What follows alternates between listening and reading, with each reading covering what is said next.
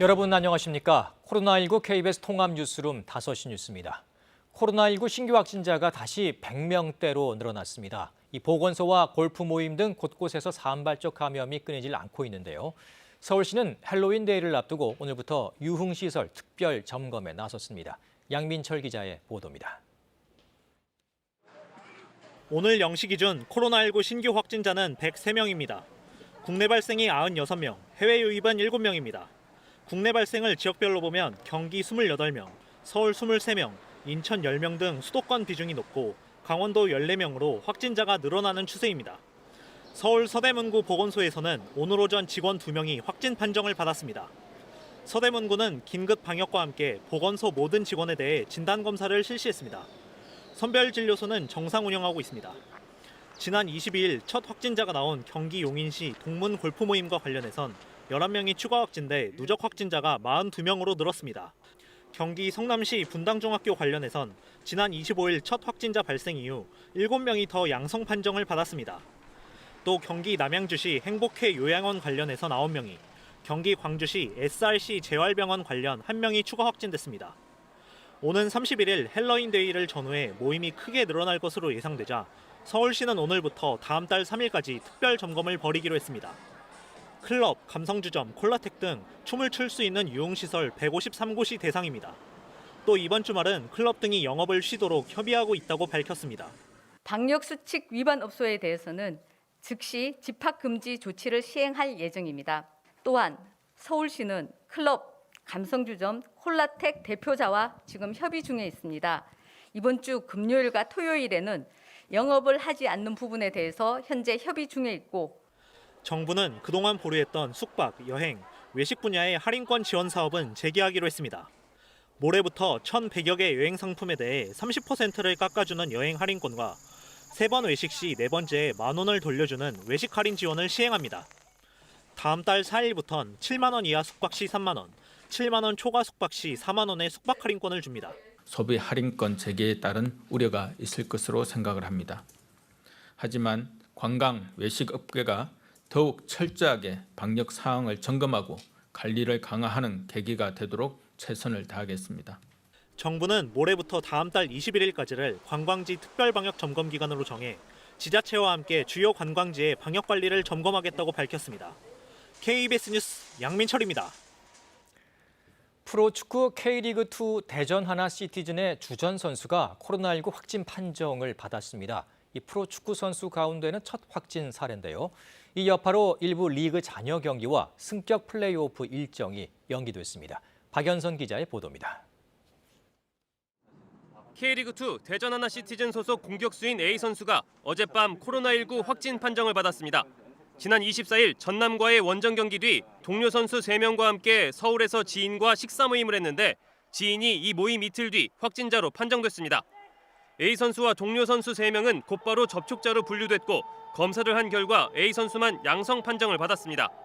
본 선수가 그 하남시 67번 확진자하고 음식을 함께 하면서 접촉이 되어서 저희한테 바로 통보가 돼서 구단은 해당 선수와 직간접적으로 접촉한 선수들을 모두 격리했습니다. 또 선수단과 임직원 등 관련자 77명이 코로나 검사를 받고 결과를 기다리고 있습니다. 프로축구연맹은 대응 매뉴얼에 따라 26라운드 대전과 안양 경기를 이달 31일에서 다음 달 17일로, 마지막 경기인 27라운드 경남과 대전의 경기는 다음 달 7일에서 21일로 연기하기로 했습니다.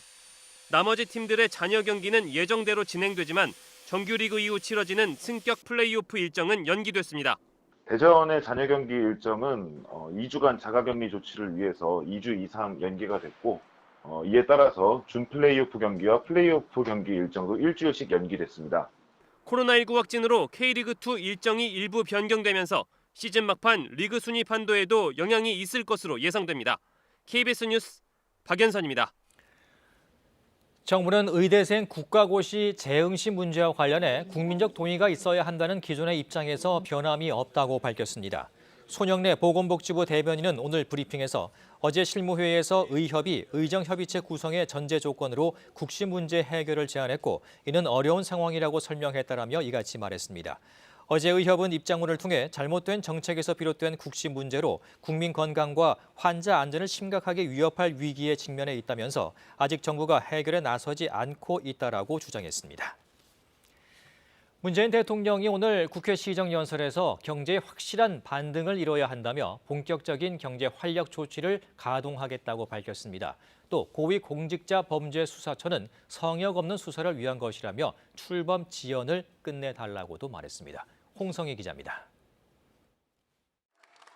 내년도 예산안을 설명하는 국회 시정연설. 문 대통령은 대공황 이후 인류가 직면한 최악의 경제 위기 속에서도 대한민국은 방역과 경제 모두에서 선방하는 나라라고 밝혔습니다. 위기일수록 더욱 단결하고 힘을 모으는 위대한 국민 덕분입니다.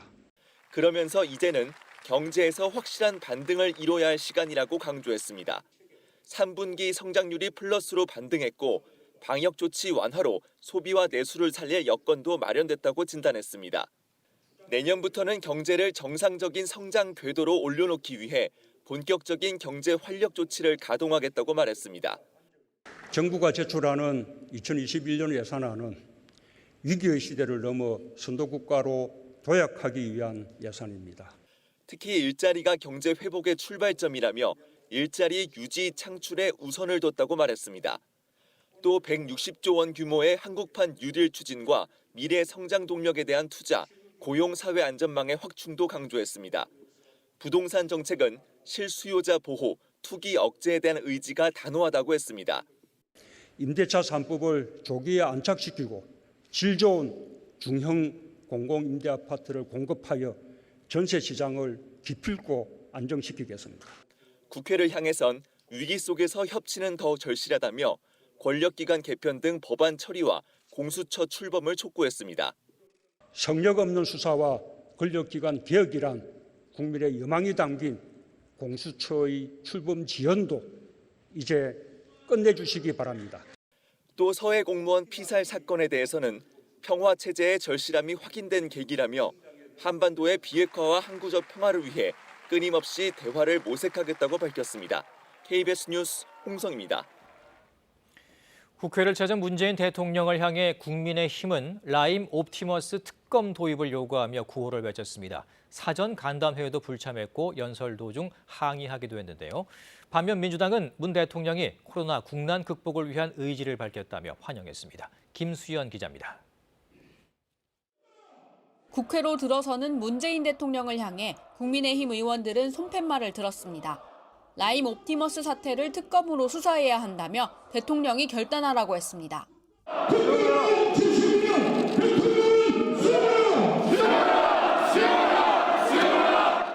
시정연설 전 대통령과 3당 대표가 만나기로 했던 사전 간담회에도 국민의힘 지도부는 불참했습니다. 김종인 비대위원장은 물론 당초 간담회에 참석하려던 조호영 원내대표도 발길을 돌렸습니다. 주 원내대표가 간담회장에 들어가는 과정에서 경호처가 신원 검색을 했다는 건데 국민의힘은 매우 무례하고 있을 수 없는 일이라며 논평까지 냈습니다. 주 원내대표와 국민의힘 의원들은 본회의장에서 거세게 항의했고 이 때문에 문 대통령은 잠시 동안 연설을 시작하지 못했습니다. 사실관계를 확인하고 거기에 대해서 합당한 조치를 요구할 것이며 그리고 일단 그런 일에 대해서 일어난 것에 대해서 유감스럽게 생각한다는 말씀을 먼저 드리겠습니다. 연설 동안 국민의힘 의원들은 항의의 손팻말을 자리 앞에 내걸었고 서해 공무원 피살 사건과 협치 언급 부분에선 고성을 지르기도 했습니다. 반면 여당 의원들은 기립박수로 문 대통령을 맞았고 연설 도중 20차례 넘게 박수를 보냈습니다. 민주당 김태년 원내대표는 시정연설에 대해 코로나 국난 극복과 새로운 대한민국 도약의 의지를 보였다고 평가했습니다. 야당의 라임 옵티머스 특검 요구와 관련해선 이미 검찰 수사로 30-40명이 구속된 금융사기 사건이라며 특검을 논의할 뜻이 없음을 거듭 밝혔습니다. KBS 뉴스 김수연입니다. 1심에서 무죄를 선고받았던 김학의 전 법무부 차관이 2심에서 실형을 선고받고 법정 구속됐습니다. 별장 성접대 의혹 등 핵심 혐의는 무죄 또는 면소 판단됐지만 일부 뇌물 혐의가 유죄로 인정되면서 판결이 뒤집혔습니다. 최유경 기자입니다. 건설업자 윤중천 씨에게 13차례 별장 성접대를 받고 사업가 등에게 뇌물 2억 원을 받은 혐의 등으로 재판에 넘겨진 김학의 전 법무부 차관. 서울고등법원 형사 1부는 특정범죄 가중처벌법상 뇌물 혐의로 기소된 김 전 차관의 항소심에서 징역 2년 6개월의 실형과 벌금 500만 원, 추징금 4,300만 원을 선고했습니다. 지난해 11월 1심에서 무죄를 선고받고 구치소에서 풀려났던 김 전 차관은 오늘 1년 만에 다시 법정에서 구속됐습니다. 재판부는 별장 성접대 의혹에 대해서는 1심과 같이 면소 판단했습니다. 하지만 사업가 최모 씨로부터 받은 4,300여만 원을 뇌물로 보고 1심과 달리 유죄를 선고했습니다. 재판부는 검찰 핵심 간부로서 누구보다 높은 도덕성과 청렴성을 가져야 할 김 전 차관이 알선 명목으로 금품을 받아 죄질이 매우 좋지 않다고 설명했습니다. 검사 직무 집행의 공정성과 이에 대한 국민의 신뢰도 크게 훼손됐다고 꼬집었습니다. 특히 지난달 결심 공판에서 이 사건을 김 전 차관 개인의 뇌물 사건이 아니라 그동안 사회적으로 문제가 됐던 검사와 스폰서 관계에 대한 평가로 봐달라던 검사의 변론을 인용하기도 했습니다. 재판부는 이 재판은 검사와 스폰서의 관계가 2020년 지금 우리나라 검찰에는 더 이상 존재하지 않는가라는 질문도 함께 던지고 있다고 밝혔습니다.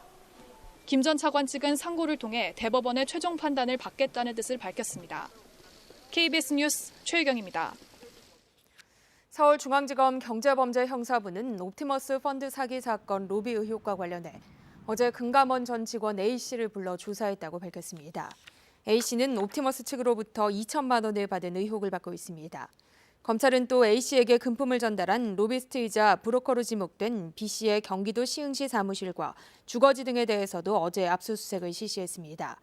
앞서 지난 22일 검찰은 옵티머스 펀드 자금 흐름 추적과 관련해 화성산업과 해당 업체 대표이사 주거지 등을 압수수색했습니다.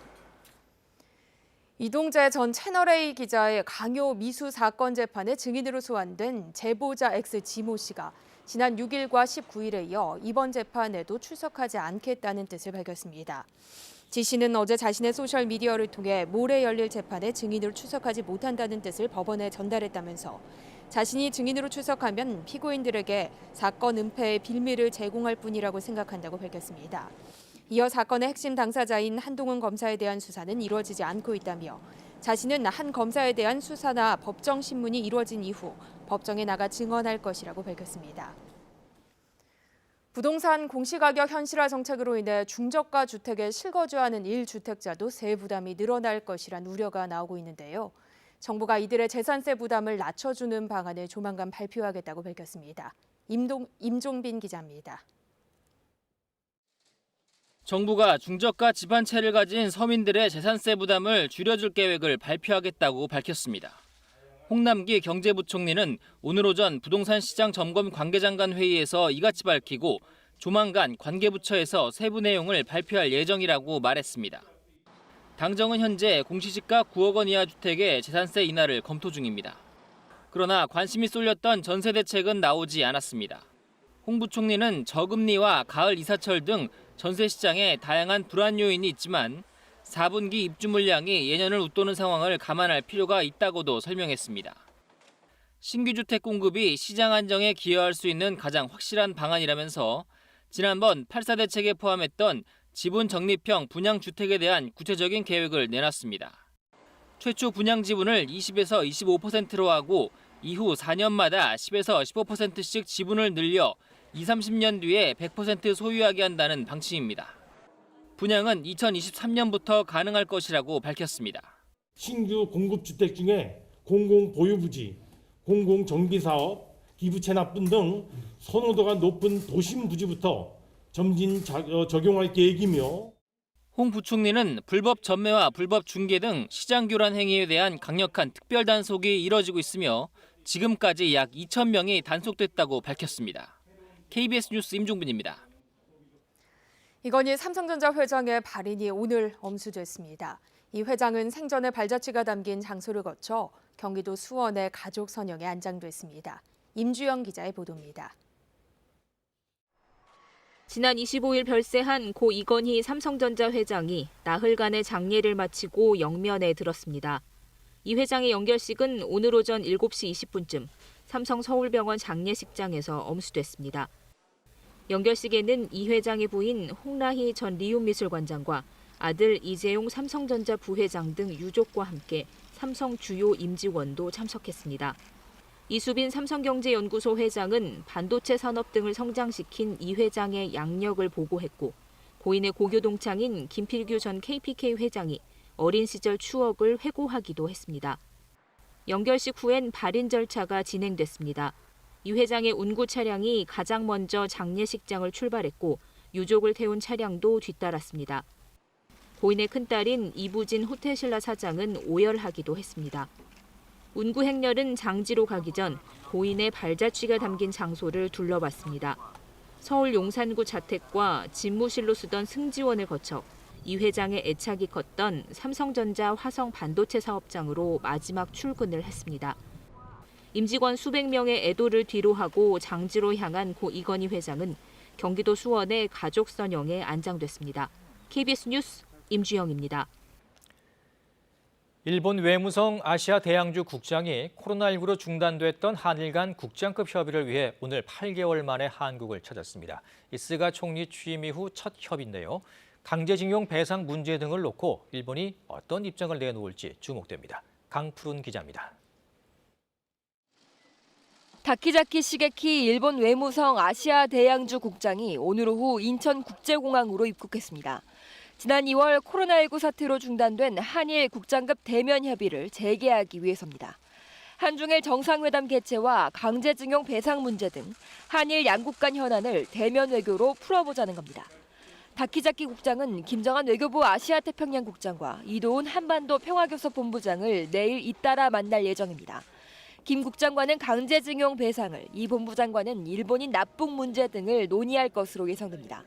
일본 측은 일본 기업 자산 현금화 절차를 중단하지 않을 경우 올해 한중일 정상회의에 불참하겠다고 통보할 가능성이 큽니다.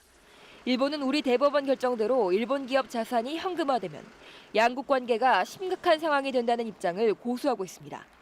스가 총리도 전임 아베 총리처럼 한국이 먼저 해결책을 내놔야 한다는 입장입니다. 健全な日韓関係に戻すべく、我が国の一貫した立場に基づいて適切な対応を強く求めていきます。 미국이 내년 7월 열리는 도쿄올림픽을 비핵화 협상의 기회로 언급한 가운데 한일 양측이 대북 사안을 논의할 가능성도 있습니다.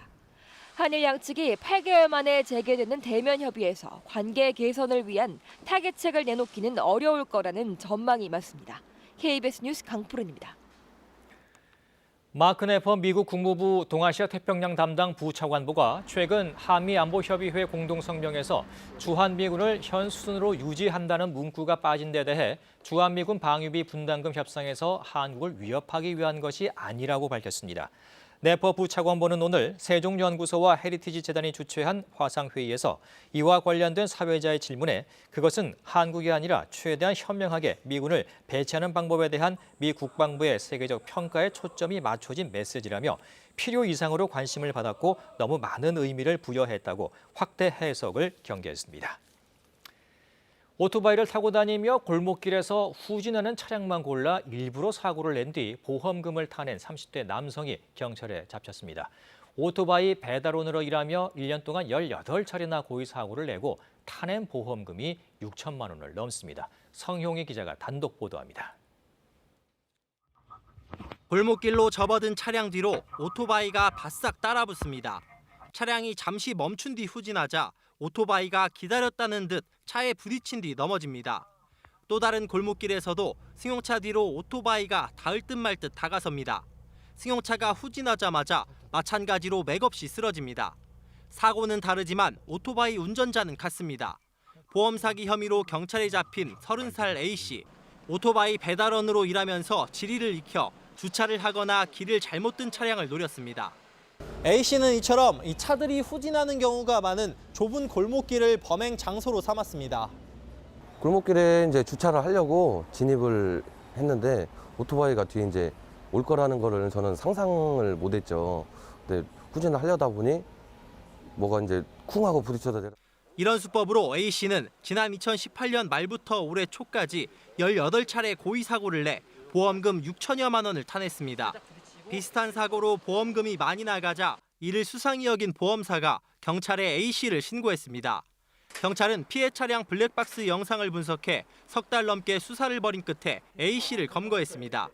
교통사고가 발생하면 차량 블랙박스나 주변에 있는 CCTV 등을 확인하는 것이 가장 중요하고 반드시 룸미러나 육안으로 직접 확인을 하시고 차량을 이동시키는 것이. 경찰은 A씨를 기소 의견으로 검찰에 송치하고 자동차 정비업체와 공모했는지 여부를 수사하고 있습니다. KBS 뉴스 성용입니다.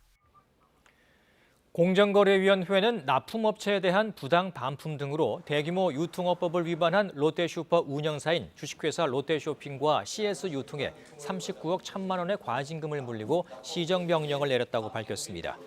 공정위 조사 결과 롯데쇼핑은 2015년부터 약 3년간 납품업체에서 직매입한 상품 8억 2천만 원어치를 정당한 이유 없이 반품했고 CS유통도 같은 기간 3억 2천만 원어치를 반품한 것으로 드러났습니다. 또 두 회사가 사전 약정 없이 1,400여 명의 종업원을 납품업체에서 파견받아 롯데슈퍼 점포에서 일하도록 한 것도 확인됐습니다. 오늘 충북과 경기, 전북에 초미세먼지 주의보가 발령됐습니다. 사흘은 춥고 나흘은 미세먼지에 시달린다며 이른바 사만삼이라는 말까지 나옵니다. 보도에 송국회 기자입니다.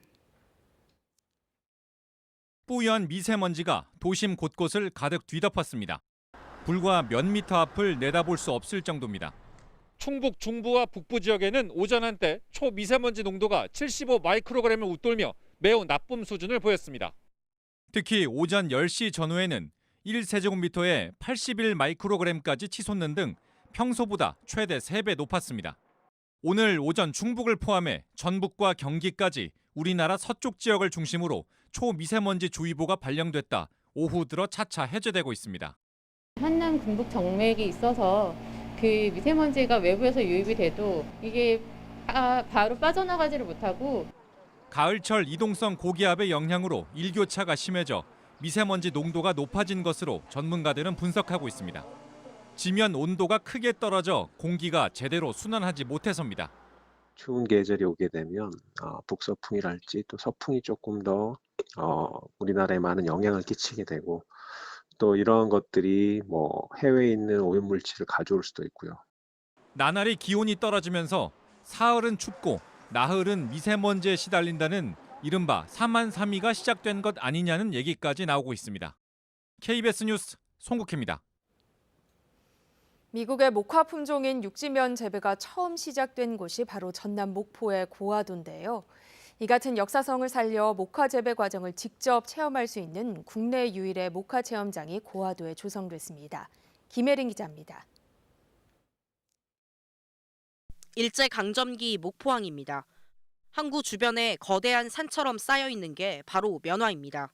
고려시대 문익점 선생이 들여와 옷을 만들어 입던 재래면과 다른 육지면을 1904년 전남 목포의 고화도에서 최초로 재배에 성공했습니다. 이후 남부지방에서 전국으로 보급됐고 목화 물동량이 급증한 목포시는 전국 3대 항, 6대 도시로 발돋움할 수 있었습니다. 이 같은 역사성을 살린 목화 체험장이 고화도에 문을 열었습니다. 체험학습으로 온 어린이들은 처음 보는 목화 열매를 유심히 관찰하고 냄새를 맡아보기도 합니다. 맛 한 번만 볼 사람? 진짜 맛 볼 거야? 네. 한 번만 맛 볼 거야? 목화 소매 생성 과정을 실내에서 볼 수 있도록 만들어 놓은 온실입니다. 목화의 열매가 터져서 하얀색 솜이 나오는 과정을 가까이서 볼 수 있습니다. 목화의 역사와 쓰임새 등을 알 수 있는 목화문화관에선 목화솜을 돌돌 말아 실로 만드는 과정을 직접 체험할 수 있습니다. 야외에는 4,000제곱미터 규모의 목화 재배지와 안전 인증을 받은 놀이시설이 더해졌습니다. 고화도가 육지면의 발상지로서 이것을 관광 상품화하기 위해서 만들었고요. 또 앞으로 어린이들이나 청소년들에게 목화를 소재로 한 다양한 놀이거리 또 볼거리를 제공하기 위해서 조성하게 되었습니다. 목포시는 올해까지 목화 체험장을 무료로 운영하고 다양한 체험 프로그램을 개발할 계획입니다. KBS 뉴스 김혜린입니다. KBS의 일하다 죽지 않게 연속 보도와 시사기획장 코로나19 요양병원, 감시받지 못한 약물이 오늘 민주언론시민연합이 선정하는 10월 이달의 좋은 보도상을 수상했습니다. 방송부문 수상작 일하다 죽지 않게는 산업재해의 구조적 원인과 맥락을 짚고 문제 해결에 나섰다는 평가를 받았습니다. 시사 프로그램 부문 수상작인 코로나19 요양병원, 감시받지 못한 약물은 면회금지로 감시가 소홀해진 요양병원에서 벌어지는 노인 인권 침해 실태를 파헤쳤습니다. 이어서 오늘의 주식 시황을 KB증권에서 전해드립니다. KB증권입니다. 대외 불확실성 속에 약세로 출발했던 코스피 지수가 개인과 외국인의 동반 매수로 사흘 만에 반등에 성공했습니다. 코스닥은 외국인과 기관 사자로 3% 가까이 급등하며 800선을 회복했습니다. 오늘 코스피는 14.42포인트 상승한 2345.26에 코스닥은 22.47포인트 오른 806.2에 마감됐습니다. 코로나19 확산에 따른 프랑스의 전면적 경제 봉쇄 가능성과 밑에서는 향방을 주시하는 가운데 그간의 하락에 따른 저가 매수세가 유입되며 시장은 종목별로 차별적인 흐름을 보였습니다. 내림세로 출발하며 2310선까지 밀려나기도 했던 코스피는 개인 매수의 낙폭을 만회하고 상승 마감했습니다. 네이버가 높아진 실적 성장 기대감에 5% 넘게 올랐고 카카오는 자회사 카카오뱅크의 투자 유치에 4% 가까이 상승했습니다. 롯데케미칼이 업황 개선에 따른 이익 증가 가속화 전망에 6%대 강세였고 LG화학은 2대 주주인 국민연금이 회사의 배터리 사업부 분사를 반대하기로 결정하며 소폭 오름세를 보였습니다. 오늘 원달러 환율은 5원 10전 오른 1130원 60전에 거래를 마쳤습니다. 지금까지 KB증권이었습니다. 오후 들어 바람이 강해졌습니다. 이 찬바람이 먼지를 밀어내면서 수도권과 강원, 충청 지역에서는 미세먼지 농도가 보통 단계를 회복했는데요. 하지만 광주와 전북, 영남과 제주도에서는 여전히 미세먼지 농도 나쁨 단계에 머물러 있습니다. 밤 사이에는 미세먼지가 걷히면서 대부분 청정한 대기를 회복할 것으로 전망됩니다. 북서쪽에서 찬 공기가 내려오면서 내일 아침 기온이 뚝 떨어지겠습니다. 특히 오늘 밤부터 강원 산간과 충북 북부, 경북 북부에는 한파특보가 발효되는 가운데 대부분 지역에서 아침 기온이 5도 아래로 내려가겠고 중부 내륙, 전북 동부, 경북 내륙과 산간 지역에서는 영하권으로 떨어지는 곳이 있겠습니다. 이렇게 기온이 내려가면서 많은 곳에서 서리가 내리겠고요. 곳에 따라서는 물이 어는 곳도 있겠습니다. 이 밖에도 경기 동부, 강원 영서, 충북 북부, 경북 북부에서는 안개가 아침까지 짙게 끼겠습니다. 내일 아침 기온은 서울이 4도 등으로 오늘 아침보다 4도에서 많게는 10도가량 낮겠습니다. 낮 최고 기온은 서울이 16도 등으로 오늘보다 2도에서 4도가량 낮겠습니다. 바다의 물결은 제주 먼바다에서 높게 일겠습니다. 일요일은 중부와 호남 지역에 비가 내리겠습니다. 기상정보였습니다. 코로나19 통합 뉴스룸은 7시 뉴스에서 이어집니다. 시청해주신 여러분 고맙습니다.